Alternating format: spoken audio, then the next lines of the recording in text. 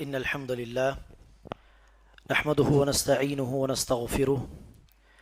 ونعوذ بالله من شرور أنفسنا وسيئات أعمالنا من يهده الله فلا مضل له ومن يضلل فلا هادي له وأشهد أن لا إله إلا الله وحده لا شريك له وأشهد أن محمدا عبده ورسوله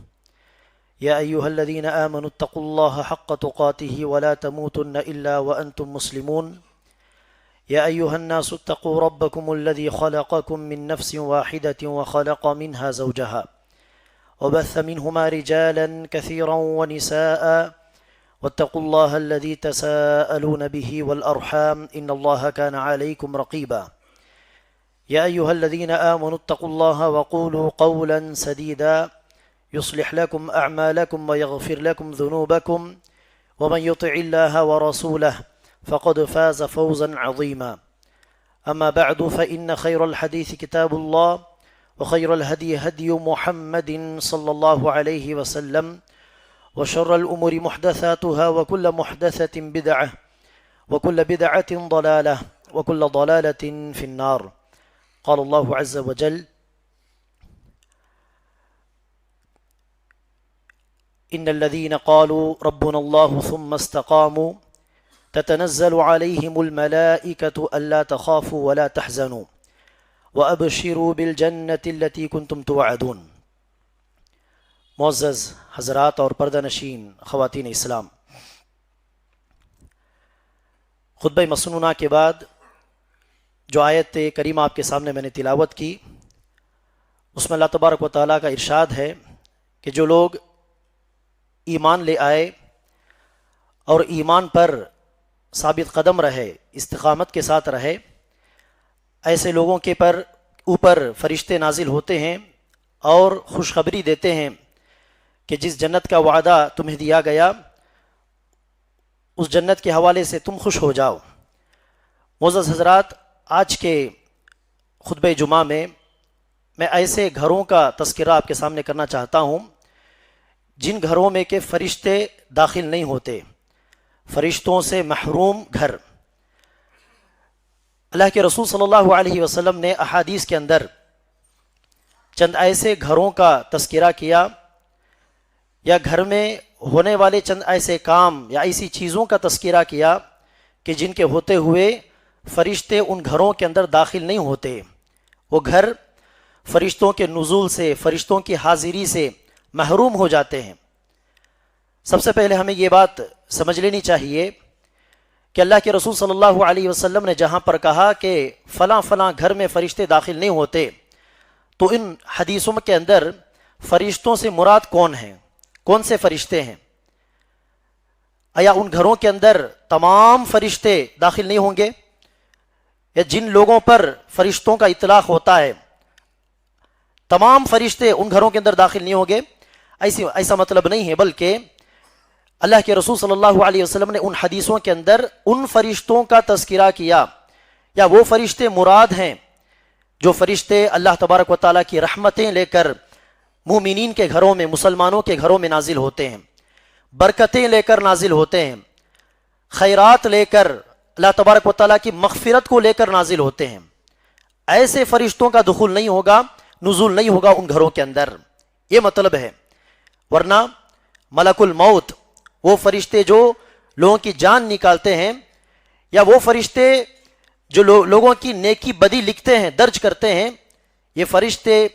ہر جگہ لوگوں کے ساتھ رہیں گے، چاہے لوگ مسجد میں ہوں، چاہے کسی بدکاری کی جگہ میں ہوں، گھر میں ہوں، باہر ہوں، نیکی کے کام میں، عبادت میں وہ رہیں یا کسی برائی کے کام میں، فحش کام میں ملوث ہوں، ہر حالت میں، ہر جگہ میں یہ فرشتے وہاں پر آئیں گے، لوگوں کے ساتھ رہیں گے. تو اللہ کے رسول صلی اللہ علیہ وسلم نے ان حدیثوں کے اندر جب کہا کہ یہ گھر میں، اس گھر میں، فلاں گھر میں فرشتے داخل نہیں ہوں گے، تو اس سے مراد رحمت کے فرشتے ہیں، برکت کے فرشتے ہیں. تو ہمیں سمجھ لینا چاہیے کہ اللہ کے رسول جب کہتے ہیں کہ اس گھر میں فرشتے داخل نہیں ہوتے، تو اس کا مطلب یہ ہوا کہ اس گھر میں اللہ کی رحمت کا نزول نہیں ہوگا، اللہ کی برکت نہیں ملے گی ان گھر والوں کو، اللہ تبارک و تعالیٰ کی مغفرت نہیں حاصل ہوگی ان گھر والوں کو،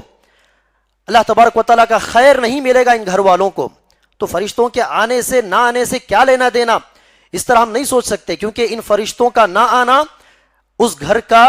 اللہ تبارک و تعالیٰ کی خیر و برکت سے محروم ہونے کے برابر ہے۔ تو اسی لیے ہمیں چاہیے کہ ہم ان احادیث کے اندر غور کریں، اور ان احادیث کے اندر جو چیزیں مذکور ہیں اگر ان میں سے کوئی بھی چیز ہمارے گھر کے اندر موجود ہو تو ہم اپنے گھر کو ان تمام چیزوں سے پاک کرنے کی پوری کوشش کریں، ورنہ ہمارے گھر بے برکت اور اللہ تبارک و تعالیٰ کی مغفرت سے، اللہ تبارک و تعالیٰ کی رحمت سے خالی ہو جائیں گے۔ تو سب سے پہلے اللہ کے رسول صلی اللہ علیہ وسلم نے ارشاد فرمایا، لا تدخل الملائکۃ بیتا فیہ کلب، ایسا گھر جس میں کتا ہو وہاں فرشتے داخل نہیں ہوتے۔ تو ہم جانتے ہیں کہ شریعت اسلام کے اندر کتے کو پالنا یا پیار سے کتے کو سہلانا، چھونا، یہ تمام چیزیں جائز نہیں ہیں، اس سے کلی طور پر پرہیز کرنا چاہیے۔ بعض مسلمان ہیں، بہت کم گرچہ عدد میں، لیکن بعض مسلمان ہیں جو کتا گھر میں پالتے ہیں، اگر پالتے نہیں تو کم از کم کوئی اچھا کتا نظر آ جائے جو دیکھنے میں اچھا ہو تو فوراً پیار سے چھونے لگتے ہیں، سہلانے لگتے ہیں۔ ان تمام چیزوں سے ایک مسلمان کو پرہیز کرنا چاہیے۔ کتے کو پالنا تو درکنار، از خود کتا از خود گھر کا دروازہ کھلا تھا، کتا از خود گھر کے اندر آ گیا تب بھی فرشتے داخل نہیں ہوں گے۔ اللہ کے رسول صلی اللہ علیہ وسلم سے جبریل علیہ السلام نے وعدہ کیا کہ فلاں وقت میں آؤں گا۔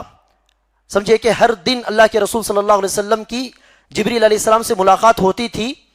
وحی کے لیے آتے تھے، ملاقات کے لیے آتے تھے۔ تو اللہ کے رسول سے انہوں نے ایک وقت متعین کر کے کہا کہ میں فلاں وقت آؤں گا، لیکن وقت مقررہ پر جبریل علیہ السلام نہیں آئے۔ اب اللہ کے رسول صلی اللہ علیہ وسلم بے چین ہو گئے۔ ہم اس بے چینی کو سمجھ سکتے ہیں، کیونکہ کوئی دوست ہو، کوئی رشتہ دار ہو، وہ ہمارے واٹس ایپ کے میسج کا ریپلائی کرے تو ہم بے چین ہو جاتے ہیں، پریشان ہو جاتے ہیں، آن لائن نظر نہ آئے تو پریشان ہو جاتے ہیں۔ تو ایسے میں اللہ کے رسول صلی اللہ علیہ وسلم کے پاس جبریل علیہ السلام نے وعدہ کرنے کے باوجود حاضری نہیں دی تو اللہ کے رسول صلی اللہ علیہ وسلم تو پریشان ہوں گے ہی۔ اللہ کے رسول صلی اللہ علیہ وسلم پریشان تھے۔ تب اچانک اللہ کے رسول صلی اللہ علیہ وسلم نے دیکھا کہ کھٹیے کے نیچے یا پلنگ کے نیچے کتے کا ایک بچہ تھا۔ اللہ کے رسول صلی اللہ علیہ وسلم نے فوراً عائشہ رضی اللہ عنہا کو بلایا اور پوچھا اس کتے کو کس نے گھر کے اندر لایا؟ عائشہ رضی اللہ عنہا نے کہا اللہ کے رسول مجھے بھی نہیں پتا، وہ از خود آ گیا ہے۔ فوراً کہا کہ اسے باہر لے جاؤ۔ جیسے ہی اس کتے کو باہر کیا گیا جبریل علیہ السلام کا نزول ہوا۔ آنے کے بعد انہوں نے کہا، اللہ کے رسول نے پوچھا سب سے پہلے کہ آپ نے تو کہا تھا کہ فلاں وقت آپ آئیں گے، لیکن وعدے کے مطابق آپ نہیں آئے، حالانکہ وعدہ خلافی آپ نہیں کرتے۔ تو جبریل علیہ السلام نے کہا ہاں صحیح بات تو صحیح ہے، لیکن انا لا ندخل بیتا فیہ کلب، لیکن ہم فرشتے اس گھر میں داخل نہیں ہوتے جہاں پر کتا ہو۔ تو پتا چلا کہ کتا پالنے سے، گھر کے اندر کتے کے آ جانے سے فرشتے داخل نہیں ہوتے، فرشتوں کا نزول نہیں ہوتا۔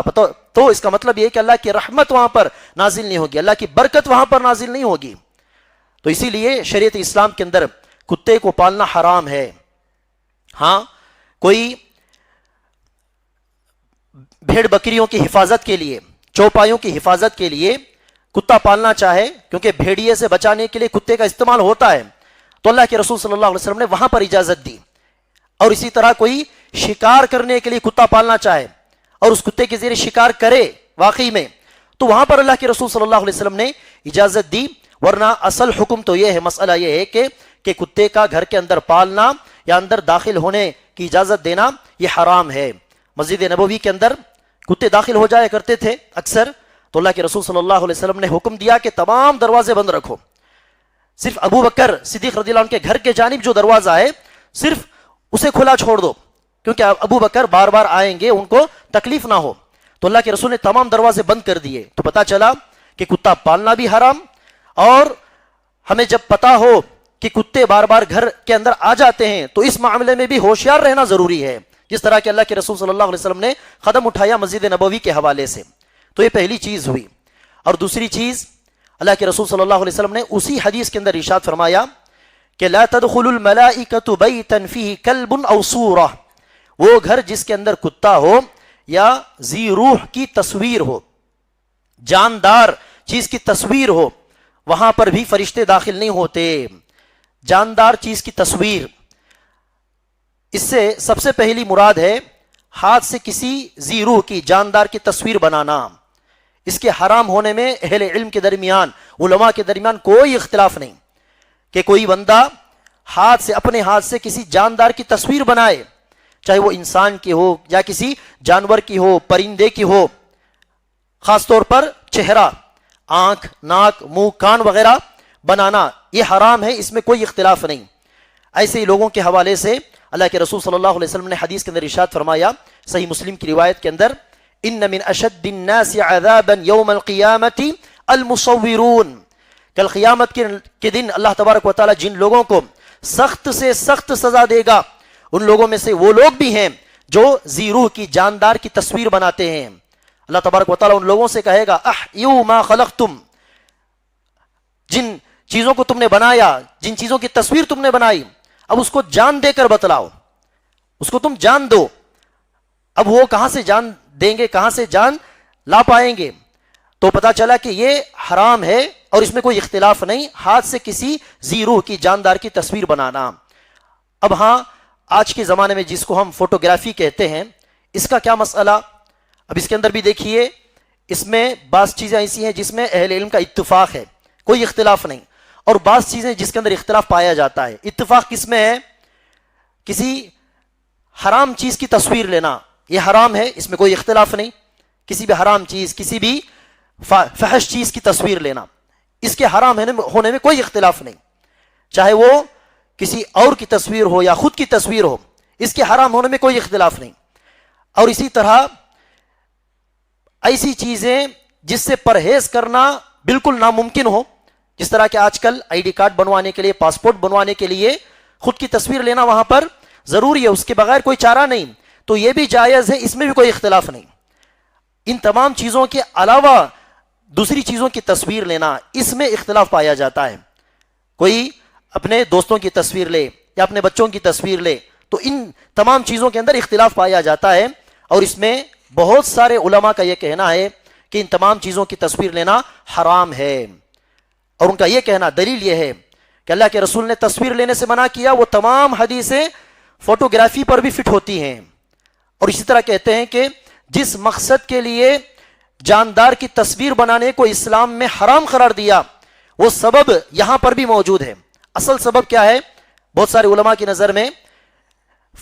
ذی روح کی جاندار کی تصویر ہی سے شرک کی ابتدا ہوئی تھی۔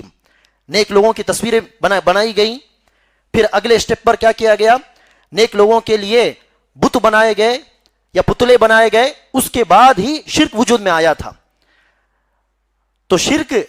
کے پیدا ہونے کی ایک اصل وجہ جاندار کی تصویر، تو یہ سبب بالکل فوٹوگرافی پر بھی فٹ ہوتی ہے۔ اور ہم دیکھتے بھی ہیں کہ بعض لوگ جہاں بتوں کی عبادت کرتے ہیں، وہیں اپنے ماں باپ کی، مرے ہوئے دادا دادی وغیرہ کی فوٹو بھی لگاتے ہیں اور بتوں کے ساتھ ان کی بھی پوجا کرتے ہیں۔ تو پتہ چلا کہ وہ ریزن، وہ سبب یہاں پر ہو بہو پایا جاتا ہے۔ تو ان تمام چیزوں کو سامنے رکھتے ہوئے کہتے ہیں کہ حرام ہے، ضرورت ہے لے سکتے ہیں، اجازت ہے۔ اور جو لوگ اجازت دیتے ہیں وہ بھی کہتے ہیں تقریباً کہ فوٹوگرافی کو ہم حرام نہیں کہہ سکتے، لیکن بلا ضرورت لینا نہیں چاہیے،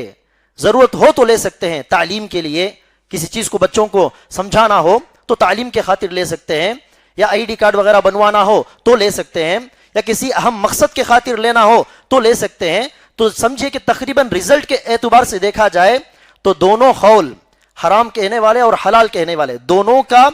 جو قول ہے، موقف ہے، 70-80% رزلٹ کے اعتبار سے جڑ جاتا ہے۔ بعض چیزیں ہیں جس میں اختلاف باقی رہے گا، تو ہمیں چاہیے کہ ہماری ذمہ داری بنتی ہے کہ ہم اس معاملے میں ہوشیار رہیں، کیونکہ فوٹوگرافی اگر اسے ہم حلال بھی سمجھیں تو اس کے ذریعے بہت ساری حرام چیزیں خود بخود آ جاتی ہیں۔ آج بہت سارے لوگ کیا کرتے ہیں، اپنی شکل کو بدلا کر فوٹو لینا، کھینچنا شروع کر دیتے ہیں۔ حلال ہے کہتے ہیں، لیکن فوٹوگرافی کے نام پر، سیلفی کے نام پر اپنی شکل کو بگاڑ کر یا اپنی شکل کو اور خوبصورت بنا کر، جو کہ واقعی میں نہیں ہے، تو اس طرح فوٹو لیتے ہیں۔ اور بعض مرتبہ یہ بھی ہو سکتا ہے کہ عورتوں کی فوٹو سیل فون میں موجود ہو، کوئی نان محرم اسے لے اور وہ فوٹو اس کی نظر میں پڑ جائے، تو اس طرح حلال بھی سمجھیں تو اس حلال کے ذریعے کئی حرام چیزیں ہونے کی بہت ساری گنجائشیں موجود ہوتی ہیں، اس لیے جتنا ہو سکے ہم اسے پرہیز کر لیں، یہ ہمارے لیے بہتر ہے۔ تو جس گھر میں ذی روح کی جاندار کی تصویر ہو وہاں پر فرشتے داخل نہیں ہوتے، تو اس حدیث کو سامنے رکھتے ہوئے جتنا ہو سکے اتنا پرہیز کرنا زیادہ بہتر ہے۔ ہاں وہ تصویریں جس کا ہم کوئی احترام نہیں کرتے، احترام کی نگاہ سے سنبھال کے کسی الماری پہ رکھنا یا شیلف میں رکھنا یا کسی دیوار میں ٹانگ دینا، تو اس طرح احترام کی نگاہ سے ہم نہیں دیکھتے، بلکہ اسے پیر کے تلے رون دیتے ہیں، کہیں بھی پھینک دیتے ہیں، تو ان تصویروں سے کوئی حرج نہیں انشاءاللہ۔ جیسے کہ کسی صابن کے کور میں کوئی تصویر آ گئی، بسکٹ کے کور میں کوئی تصویر آ گئی، تو ان تمام چیزوں سے کوئی مضائقہ نہیں، حرج نہیں، کیونکہ ہم ان تصویروں کا احترام نہیں کرتے، ہم اسے کچڑے میں کوڑا کرکٹ میں پھینک دیتے ہیں۔ تو یہ دوسری بات ہوئی، اور اسی کے ساتھ جڑی ہوئی ایک اور بات ہے، کسی جاندار چیز کا پتلا گھر کے اندر موجود ہو، اسٹیچو موجود ہو، تو وہاں بھی فرشتے داخل نہیں ہوتے۔ اللہ کے رسول صلی اللہ علیہ وسلم نے ایک روایت کے اندر تماثیل کہا یا ایک سورۃ التمثال کہا، وہ گھر جس کے اندر پتلے ہوں وہاں پر فرشتوں کا دخول نہیں ہوتا، نزول نہیں ہوتا۔ یہ پتلے کا جہاں تک مسئلہ ہے یہ تصویر سے بھی آگے، جس مقصد کے خاطر تصویر کو، جاندار کی تصویر کو اسلام کے اندر حرام قرار دیا گیا، اس مقصد کو سامنے رکھتے ہوئے دیکھا جائے تو پتلا تو تصویر سے بھی بری چیز ہو گئی۔ ہاں کوئی مسلمان بت پرستی کی نیت سے تو پتلا گھر کے اندر لانے والا نہیں، لیکن شو کے نام پر، شو کیس میں رکھنے کے نام پر کوئی موٹا سا پتلا جس کے دونوں ہاتھ اوپر ہوں، ایسے پتلے بعض مسلمانوں کے گھر میں نے دیکھے، شو کیس پہ شو کے نام پر وہاں پر رکھے ہوئے تھے۔ تو شو کے نام پر بھی کوئی پتلا گھر میں نہیں آنا چاہیے کسی مسلمان کے گھر کے اندر، کسی مومن کے گھر کے اندر۔ ہاں چھوٹے بچے کے لیے کھلونے کے طور پر، گڑیا کے طور پر کچھ لے کر دلوا دیں، اس میں کوئی حرج نہیں، انشاءاللہ یہ جائز ہے۔ اس کی دلیل کے طور پر اہل علم وہ حدیث کرتے ہیں جس کے اندر یہ تذکرہ آیا کہ عائشہ رضی اللہ عنہا ایک گھوڑے کی گڑیا کے ذریعے کھیل رہی تھی۔ عائشہ رضی اللہ عنہا کی عمر کیا تھی جب اللہ کے رسول صلی اللہ علیہ وسلم سے ان کی شادی ہوئی اور رخصتی ہوئی، خاص طور پر 10 11 سال 12 سال کی، تو گڑیا کے ذریعے وہ کھیل رہی تھی، گھوڑے کی گڑیا جس کے 2 پر بھی تھے۔ اللہ کے رسول صلی اللہ علیہ وسلم گھر میں داخل ہوئے، دیکھا کہ عائشہ رضی اللہ عنہا کے ہاتھ میں گھوڑے کی ایک گڑیا ہے اور گھوڑے کے 2 پر بھی ہیں۔ تو اللہ کے رسول صلی اللہ علیہ وسلم نے پوچھا یہ کیا، کہیں گھوڑے کے پر ہوتے ہیں کیا؟ عائشہ رضی اللہ عنہا نے فوراً جواب دیا کہ ہاں، سلیمان علیہ السلام کے گھوڑے کے 2 پر بھی تھے۔ تو اللہ کے رسول صلی اللہ علیہ وسلم مسکراتے ہوئے وہاں سے گزر گئے۔ پتا چلا کہ کھلونے کے طور پر، گڑیا کے طور پر بچوں کو ہم اس طرح دلوا دیں تو وہ پتلے کہ اس قبیل سے وہ باہر نکل جائیں گے اور اس کو حرام کہنا درست نہیں ہوگا۔ اللہ کے رسول صلی اللہ علیہ وسلم نے وہاں پر عائشہ رضی اللہ عنہا کو منع نہیں کیا، بلکہ مسکراتے ہوئے وہاں سے گزر گئے۔ تو اس طرح بچوں کو گڑیا دلوانا یہ جائز ہے۔ اور یہاں بھی بعض علماء کا یہ کہنا ہے کہ آج کل جو گڑیا کے نام پر جو چیزیں ملتی ہیں، بالکل باریکی سے ہونٹ، آنکھ کی پلکیں، تمام چیزوں کو بالکل انسان کی طرح ہو بہو اسی شکل میں بنا دیتے ہیں، ایسی گڑیا دلوانے سے پرہیز کرنا زیادہ بہتر ہے۔ اس زمانے میں عائشہ رضی اللہ عنہا کے ہاتھ میں جو گڑیا رہی ہوگی، ذرا امیجن کر کے دیکھیے وہ گڑیا کیسی رہی ہوگی۔ آج کل کی طرح نہیں، بالکل آنکھ، ہونٹ، ناک، منہ، تمام چیزیں بالکل باریکی سے بنائی گئے نہیں ہوں گے، بلکہ نام کے لیے برائے نام ایک بدن، برائے نام 2 پیر، برائے نام 2 ہاتھ، برائے نام ایک سر، تو اس طرح کی کوئی گڑیا ہو اس شکل کی تو دلانے میں کوئی حرج نہیں۔ تو بچوں کو کھلونے کے طور پر دلانا کوئی غلط بات نہیں ہے، لیکن شو کے نام پر کوئی گڑیا ہو یا کوئی اسٹیچو ہو، کوئی پتلا ہو، گھر کے اندر نہیں آنا چاہیے۔ اگر وہ چیز گھر کے اندر آ جائے گی تو فرشتے گھر سے باہر نکل جائیں گے، فرشتوں کا دخول نہیں ہوگا۔